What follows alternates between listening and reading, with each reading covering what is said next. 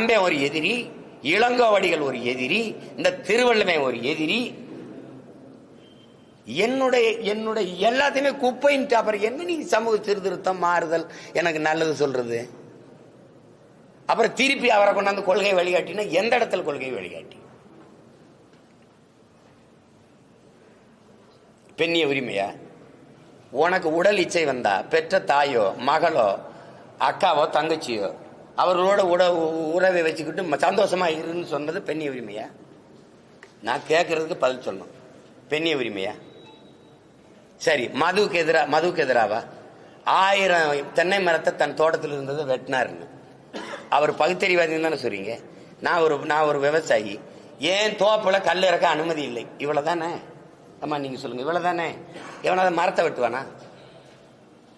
கல் இறக்க ஏன் தோட்டத்தில் அனுமதி இல்லை, அதுதான் அறிவுள்ளவன் செயல். மரத்தை வெட்டினா வெட்டி சாச்சா இது பகுத்தறிவா? சரி, அதை விட்டுருங்க. அது மதுக்கு எதிராக போராடினாரு. உலகத்துல எந்த நாட்டில் மது இல்ல? எல்லாரும் மது குடிக்கிறான். மது குடிக்க வேணாம்ங்கிறது கட்டிய மனைவியோட படுக்க வேணாம்ங்கிறதுக்கு சமம்னு சொல்லியிருக்காரா இல்லையா?